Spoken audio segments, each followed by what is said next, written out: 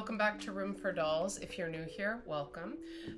If you've watched any of my previous videos, you know that I'm new to YouTube and that I've moved into a new house and that I'm unpacking my dolls and setting up my doll room. So look at my progress, woohoo! And there's some up here too. And it's not a mess. So we're off to a good start. So I was sort of, starting the channel off by unpacking and doing that in a more methodical way. Now, obviously I have more to show you, but I was starting off by showing my earlier Pleasant Company dolls. I've done all of them except for Molly, and I realized that Kit belongs here too. 5. I look at it more like the original 6. It's like just before Pleasant Rowland sold Pleasant Company to Mattel in I think 1998. And just after that, when Pleasant Company was like owned by Mattel at that point, but Pleasant Rowland still worked there. Kit and Kaya, she had a big hand in designing. Sorry for all the ums, pardon me. And I'm not remembering about the best friends, like which ones she had a hand in designing. I don't think she had a hand in designing those, at least in a big way. Correct me if I'm wrong. I love Nellie, for example. Elizabeth is a beautiful doll, but like the pink, I feel like that's, to me, that's like the beginning of the pink with Elizabeth. But anyway, some of her outfits are nicer. Let's not go off on a big tangent.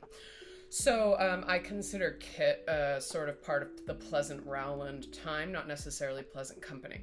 And since I only have one Kit, I thought it would all fit into the video with Molly. I thought I could add them. I don't own a Kaya yet. She's high on my list. So as far as completing, whatever kind of thing I have in my head, I would love to have a Kaya, and then I'd feel like I have that sort of Pleasant Rowland vision thing finished. Anyway. So, with my Mollys, now, as you guys know, I'm really into the diversity of face molds, and I was thinking in the other video that maybe I wasn't that clear. Of course, having different face molds like Sonali and the Classic and all that stuff. For me, it's more having the unique, different face molds of Pleasant Company, and again, not the chipped tooth necessarily and the big tooth, which are fun to have, or the Dreamers, but also like kind of just unique variants of the face molds, like as he said, because sometimes people like make these variants like some specific thing, like they'll talk about it and give it names, but honestly, Pleasant Company was so successful that they were just grabbing random stuff. Like, I think that's the best way to explain it. So you can get these dolls and they look totally different, and it's just fun. Interested in? So one of the first Mollys I bought was a white body version of this. This is not a white body, this is a beige body, but this is a version of the Molly face molds that you can find in a white body form. It was basically the year they switched over, and I'm going to do a video showing all the face molds together, like the ones that are similar, so you can see. But I believe these almond-eyed dolls were released in the same year that Felicity was released, because as many of you know, Felicity is basically the reason they switched to the beige body, because she was the first one to have like a, it showed her shoulders or whatever, or her neckline. So that's the year you'll get kind of a mishmash of some of the earlier 1991 dolls will have a white body, and then later they'll have a beige body, but they might have a very similar face. And I can say for sure I've at least experienced that, because this Molly you see here, she's the only one I feel I've found a duplicate of, basically.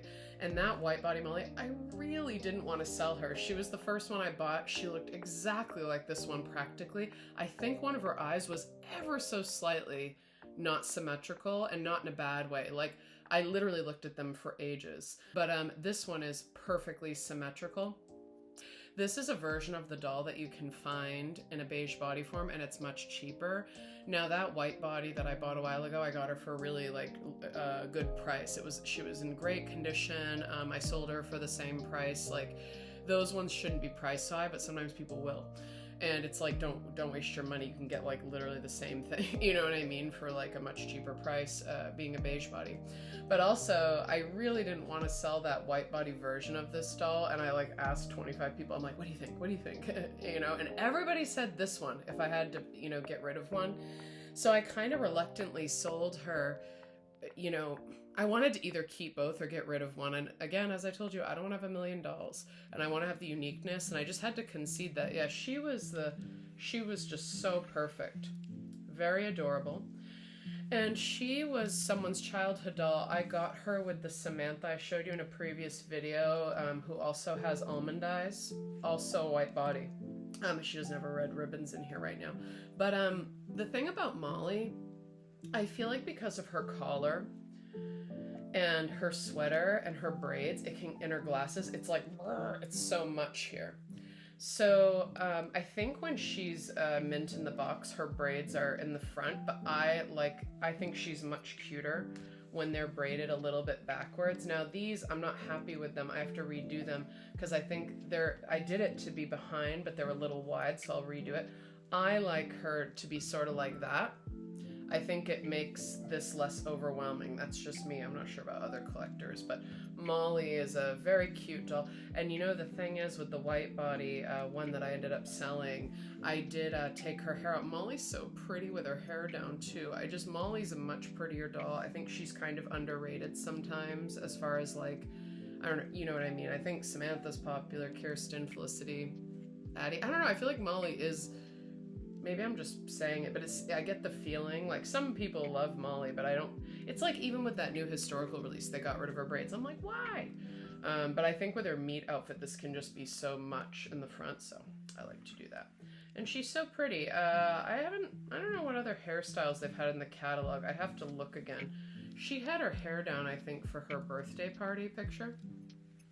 I don't know of any other sort of things. But anyway, this is my, so this Molly is the third one I bought, but I had an identical one to her, basically. That's a white body. That was the first one I bought. So she's like a early beige body. Pleasant Company doll.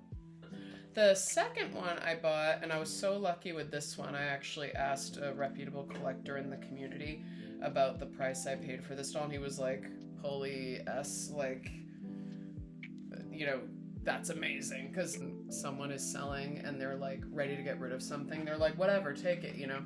For a dreamer, I was like, oh my god, you know. So this is a dreamer Molly. She's basically perfect. She has a very tiny shine mark on her nose, and if anyone knows how I could get rid of that, I don't really care, because she's so pretty. Her coloring, she's very pink. She has the nicest little pink cheeks and lips.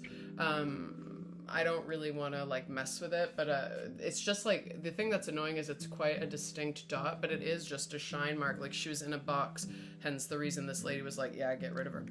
But a gorgeous dreamer doll, and she's currently in this meat outfit from the Girl of Today line from Pleasant Company. This is the 2000 outfit. I think this is my favorite one. It's not the first one, but I'm a millennial, so those kind of 90s ones, the kind of 97 ones, I don't like love those. I mean, it's fun to have because it's like nostalgia. That was like when I was a kid, that was in fashion, but for me this is giving like in high school. We loved the tech vest, the cargo pants, and these sort of, I mean, this cargo skirt is so cute. I love that, and the hoodie. I mean, we loved hoodies and tech vests and cargo. Like, that's everything to us. So this Molly's in that outfit. Because the thing is, as far as my outfits that I own, I have like nothing from Molly. I only have her meat dress. So that's a big goal this year. I'm definitely, I'd say of all the dolls, because I have some for Samantha, quite a bit for Samantha. They're not here yet. Quite a bit for Samantha, quite a bit for Kirsten, just outfits, not a lot of accessories. A couple of things for Addie, 2 of her outfits, and I think I have at least 1 or 2 of Felicity's outfits at home, but I have 0 for Molly. So she is high on my list to like sort of get some of her clothes. I think her I'm eyeing her Christmas dress, her school outfit, and I'd love to get her roller skating outfit. That's probably my favorite one, the corduroy pants. I'm like, get out of town, people. So cute. So anyway, these are the 2, and I'll put them next to each other, and then I think I have enough time on this video to show you Kit. But how different are they? I mean, it's like, again, that's what we love to do as collectors of this type of doll. Like, these are 2 different dolls to me. I'm not like, I have 2 Mollys, that's too many. I'm like, no. I don't even know how to explain it, but the original ones are so cozy. And when I got this kit in the mail, I was like, oh my god. Her body, like her little like torso felt so sweet, and like she's so cuddly. Now, she's not a first edition. And I'm kind of realizing, because I'm figuring out what to look for, but with Kit, you know, I think there are a few things you have to look for to make sure she's a first edition. Does anyone know if her eyebrows are just the straight line? Because I'm realizing, looking at her now, she has the kind of feathered ones. She should have the straight kind of normal ones, right? Like a Julie. What I love about Kit is, so she's adorable. And what I love about Kit in particular, I feel like this is probably the most tasteful execution of like a pinkish purple of any of the dolls. I think that the pink, for example, in Elizabeth, by the way, everybody, I do like Elizabeth. I think she has my least favorite meat outfit. I think it's very, probably I have more of a problem with it because I feel like it's the beginning of the Mattel, like, it's pink.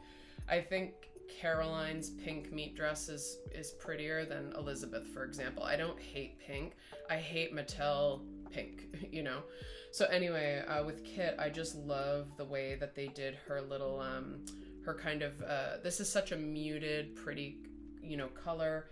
And yeah, I just think that she's very sweet, and I've looked at her collection and I really love it. And a while ago, my mother said that this doll reminds her of our grandmother, who doesn't look like Kit, but she was like born in that era.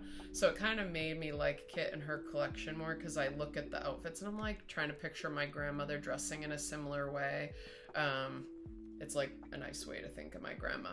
But this is my Kit, and I think I'll be looking for others. I don't think I'll ever get rid of this one though necessarily, but she just has such a pretty coloring.